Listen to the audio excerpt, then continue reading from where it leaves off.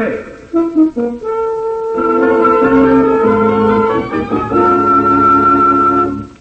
So there you have it, Christie, old man. Simple, neat, and extremely profitable. I still don't see how we'll get any cash out of it if the sucker holds the money. I dislike that word, Christie. It betrays a contempt for humanity. Anyone operating as we shall must never be contemptuous of the victims. Such an attitude leads to mistakes. Oh, sorry, Professor. I see what you mean. As for the cash, leave that to me. I have, shall we say, sticky fingers, particularly where money is concerned. All you have to do is to follow instructions, report to me regularly, and above all, be the perfect purveyor of edibles. In other words, the complete grocery storekeeper.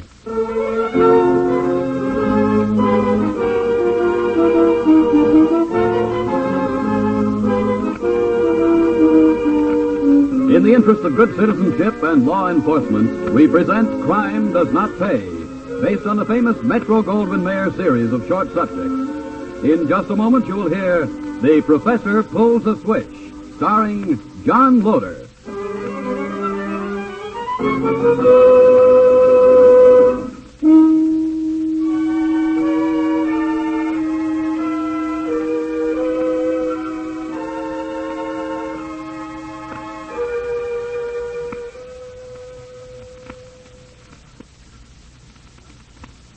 Now, Crime Does Not Pay, starring John Loder as Professor Carter Forsyth in The Professor Pulls a Switch.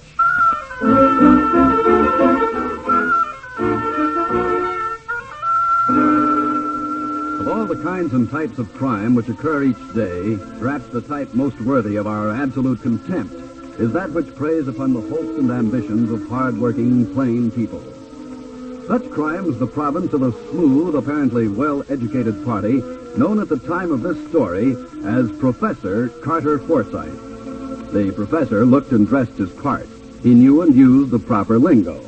And the professor had quite an operation, as he explained it in his headquarters to Al Christie. This is my active file, Christie. As you can see, I do not confine my operations to one district at a time. You really got it set up, Professor. I'm rather proud of it. Here I sit at the center, and throughout the city more than a dozen men are working for me.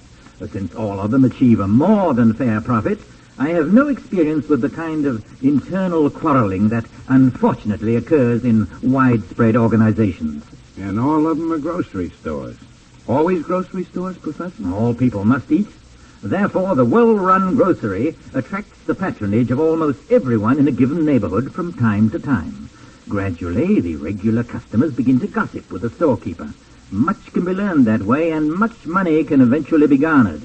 Of course, the original purchase price of the store must be added to the investment of time and skill, but it pays off, Christie, it pays off. You sure talk a lot, Professor, but you get to the point after a while. Yes, don't I? And the point at the moment is that I have an excellent location for you. This is the file on that store. You have come to me with excellent references, even though you are having a hard time. I am particularly pleased that your wife is urging you to give up petty rackets and settle in some decent business.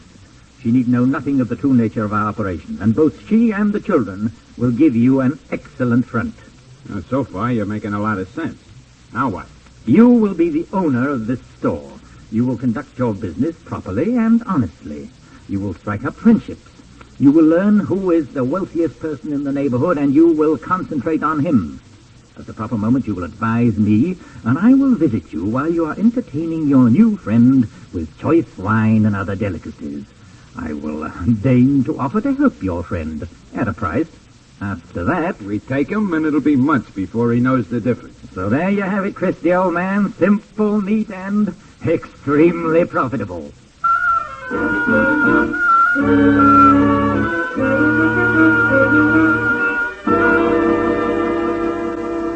Mrs. Lanza, it's a pleasure to wait on a customer like you. Oh, I buy such a little, Mr. Christie. It's hardly worth your time and attention. Well, I can't say if all our customers were like you, my wife and I would be very happy. You mean customers can give you trouble? Can they give trouble?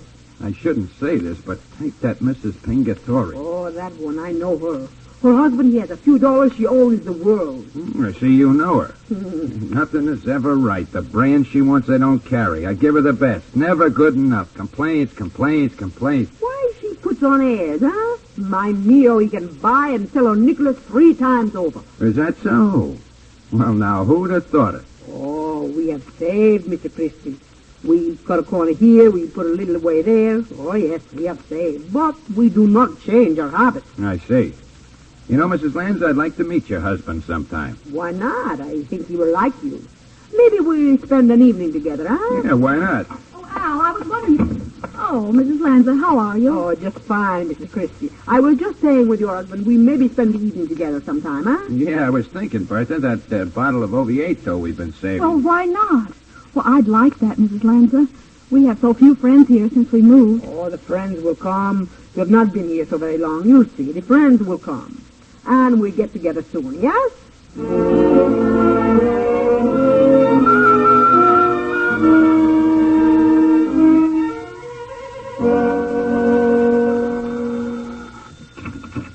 Yes, Professor, that is correct. this is Al Christie, Professor. Progress report. Excellent. Proceed. That Lanza family I told you about, Mio and Anna Lanza, Yes, you told me. they're ripe for picking. Very good. Then you are friendly. Yeah, bosom pals. And your wife? The old lady thinks I'm really going straight. She's loving it. Even wants to join the Parent Teachers Association. Fine. Now, when is your next meeting with the Lanzas? Tonight, wine, chestnuts, talk, a cinch. I got his wife to speak up, Professor. They got about $7,000 in the savings bank. I shall be there this evening, Christie. You may count on it.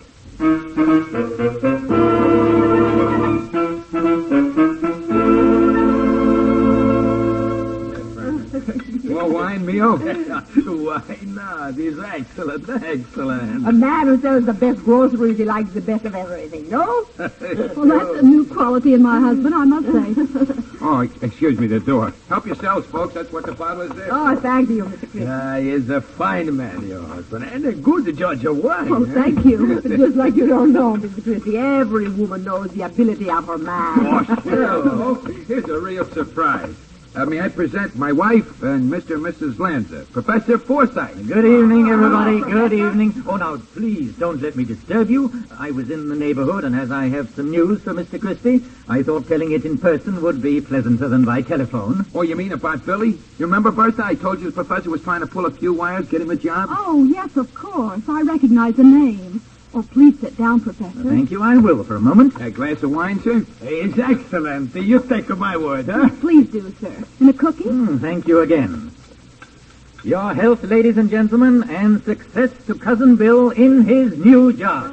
Oh, you got it for him. Thanks a million, Professor. No trouble at all. The job opened up. My connection advised me the proper payments were made at once, and on Monday, Bill starts at $8,000 a year. Yeah, you hear that, Bertha? $8,000, $1,000 a year. Well, I'm satisfied with what we've got now. Such a salary. Oh, much money could be saved. Oh, sure, that is so.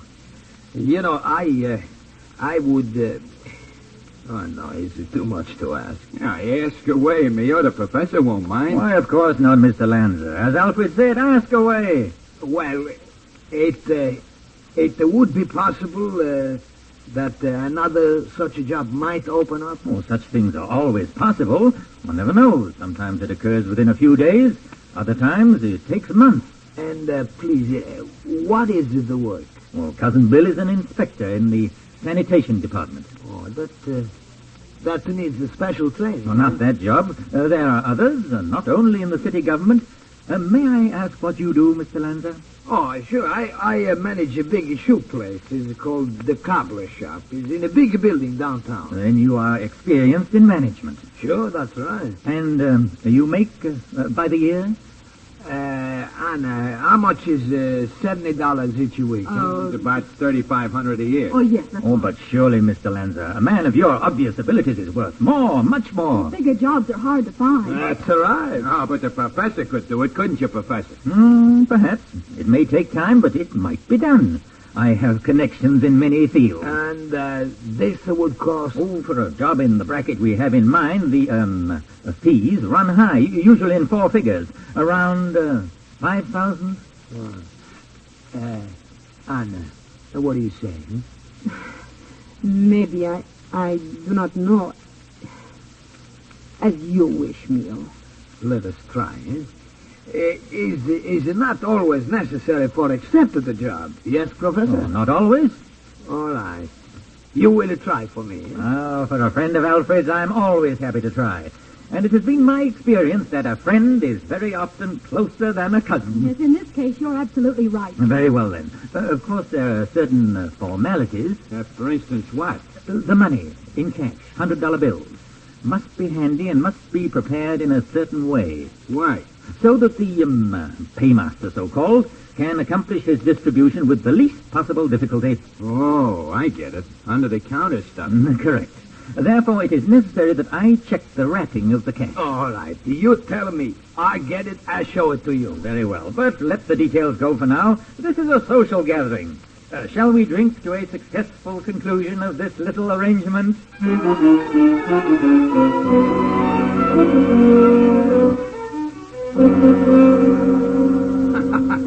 Honest, Professor, when you told him about the brown paper and the string, I almost died.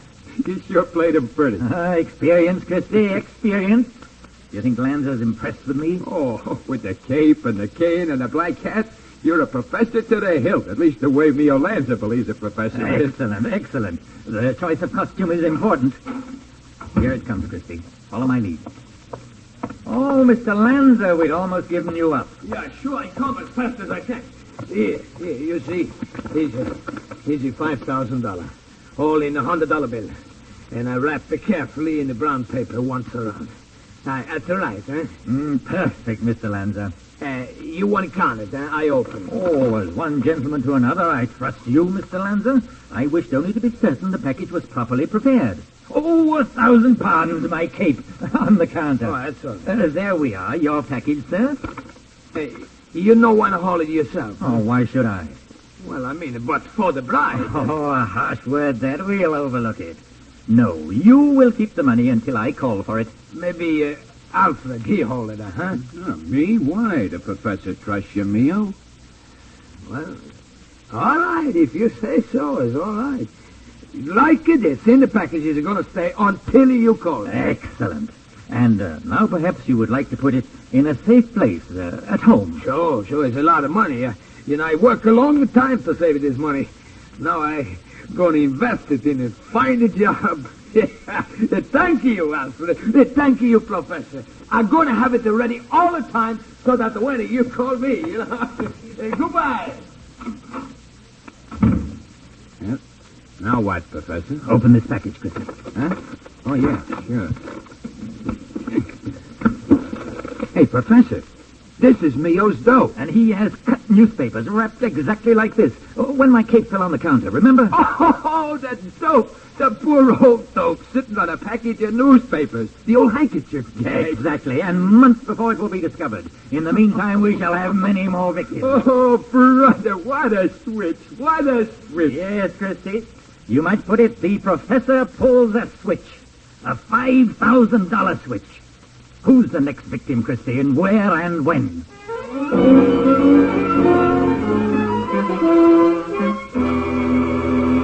In just a moment, Crime Does Not Pay will continue with The Professor Pulls a Switch.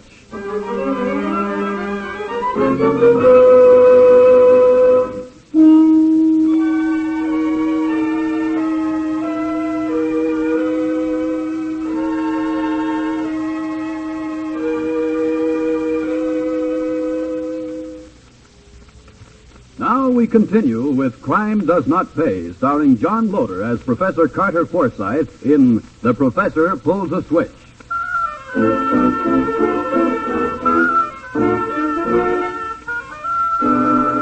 The months rolled by. The professor's share of Mio Lanza's hard-earned savings was gone, as was Al Christie's. Other victims had come into the grocery store, the same trick had been worked, and all went away with their brown parcels of newspaper cut to the size of $100 bills, clutched nervously in their hands. Now time was running out. The professor knew this. Al was not very aware of it. Mio Lanza and Anna let their patience wear very thin. The professor and Al were alone in the grocery store one morning. You're doing beautifully, Christy. I'm thinking of opening a branch office upstate, and perhaps you are the man to supervise it for me. Well, thanks, Professor. Tell the truth, I'd be kind of glad to stop selling coffee and spaghetti as a thrust.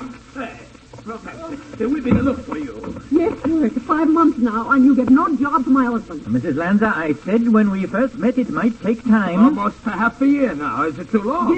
Yes. Sure, my mother's just paying the package. We don't sleep at night. There's too much money in the house, and there's no interest like in a bank. Here, we bring him package. We ask for you to take it and find for my husband a job.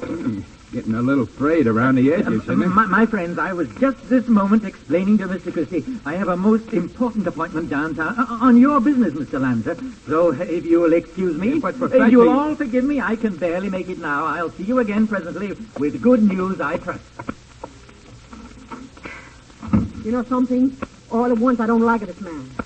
Neil, I am very glad now you hold the money yourself. You sure of your friend, Alfred, huh? As sure as I am of myself. All right, good. Then maybe in a few days it's a job, huh? Meantime, we put some clean paper on the money, so all will be ready. Yes, Alfred? Neil, this is no money. It's just a newspaper. It's not possible. You must be nuts or something. $5,000. It's so hard to save, and now it's all gone. Alfred, your friend is a crook. No, something's wrong here. Who's fighting? Bertha, the Lancers think the professor is a crook. Some way, I don't know how, but some way he gets our money. I remember. I was standing here. His cape is fall on the package. He changed the package. Hey, look, I know it's tough, but you can't prove anything. And you, my friend, you are in this. I know. You say, too, I must hold the money. You do not want to hold it. Like the professor, you do not. You are a thief, a thief. Theo, put on a knife. It's a cheese knife. It's good and sharp. Alfred, you make the one move. With your own knife, I cut you. Quick, Anna.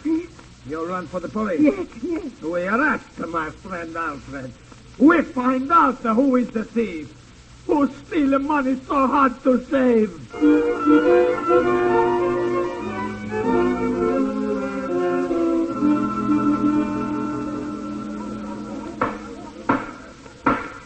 Alfred Christie, you're charged with larceny. How do you plead? Guilty, Your Honor. Have you anything to say before sentence is pronounced? Nothing, Your Honor. I told the district attorney I have nothing to say. I switched the packages, that's all. Very well.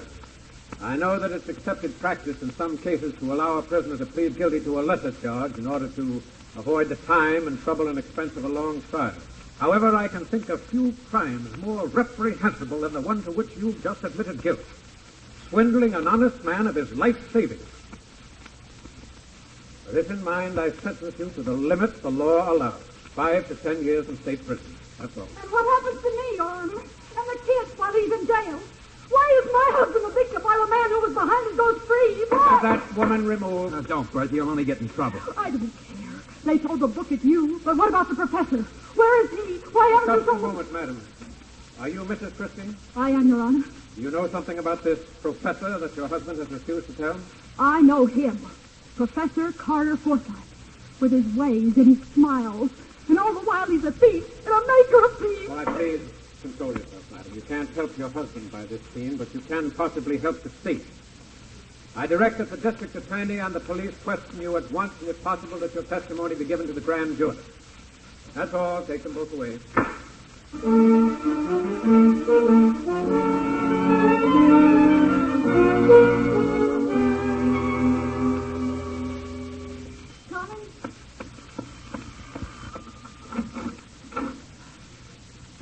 Good evening, Mrs. Christie. Well, good evening, Professor Forsyth. May I come in? You are in, Professor. Yes, I seem to be. Are the children asleep? The one I could afford to keep with me is. The other two relatives of him. I see. I understand your bitterness, Mrs. Christie. It has been my experience, however, that bitterness such as yours is sweetened invariably by the sight and the possession of pieces of green and black paper, such as these. It's a lot of money. Your husband's due share of my enterprise to date. What do you want for that? Why do you interpret my motives so crassly, madam? As I said, this is your husband's share Your of my... kind doesn't give up that kind of dough just to play square. Let's have it. What do you want? I've learned in my time that memory can be a convenient attribute.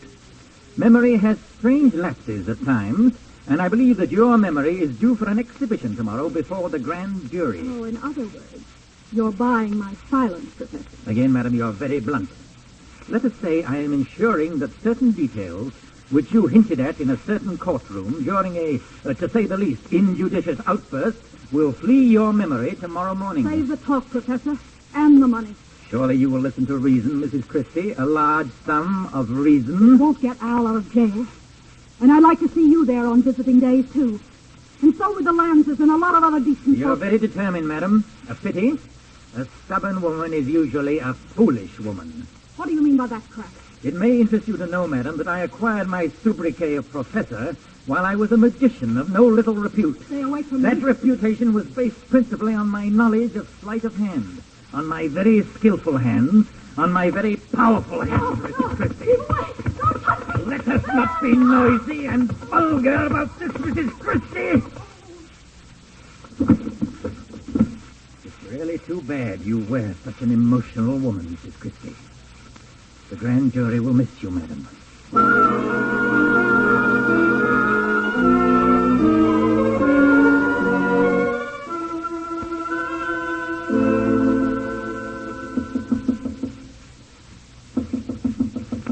One moment, please. I asked you to wait.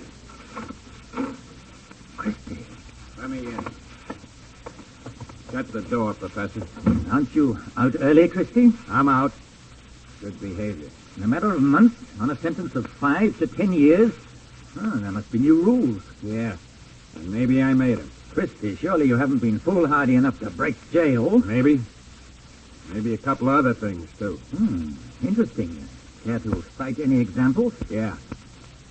Maybe I got told by the folks taking care of my kids that my wife is dead. I heard something to that effect. A pity. A youngish woman, too. Yeah. And a woman who stood for her no-good husband and tried to make him into something decent for a long time. She deserved something better than me or dying the way she did. And maybe she shouldn't be just a name in a police file marked murders unsolved. A long speech for you. Maybe I learned that from you, Professor. Have you suddenly acquired a long tongue, Christie? Maybe I have. Your wife had a long tongue.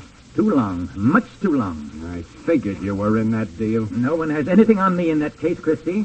No one can even lead to me except you. And the most you could get me is a conviction for grand larceny.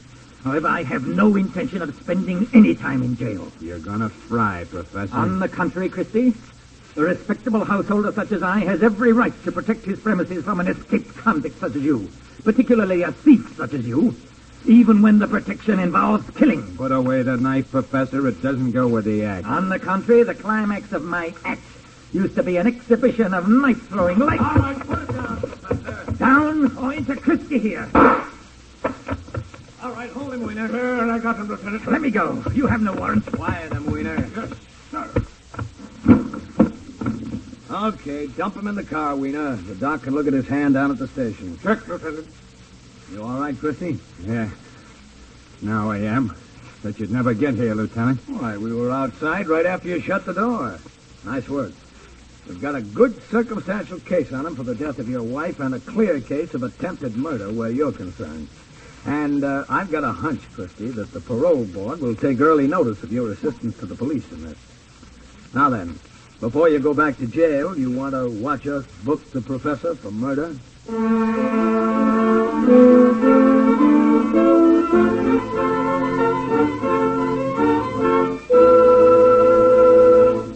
Fine does not pay.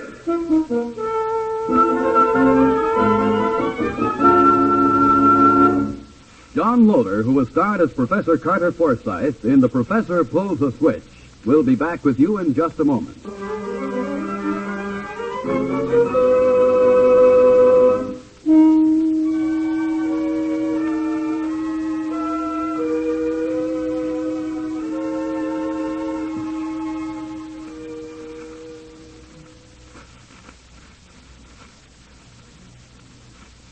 Now here in person is John Loder. There's little use denying that the professor was a very clever fellow. The pity being that his cleverness was warped and twisted into channels that led to evil rather than to good. The moral of his tale is twofold. First, for people like Neo Lanza, who, like so many of us, lend themselves to schemes without thinking because of the pressures we feel in our daily struggle to make a living. Second, for people like the professor, who live by their wits and expect to get away with it as long as they care to. To the first group, we say, watch your step. Think before you leap. To the second group, we reiterate, no matter how clever you may think you are, the day of reckoning will eventually arrive. It happens to be very true that crime does not pay. Thank you, Mr. Loder.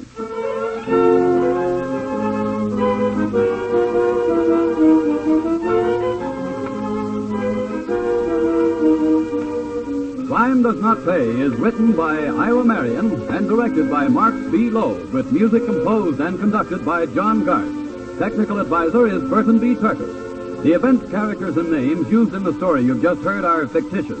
Any similarity is purely coincidental.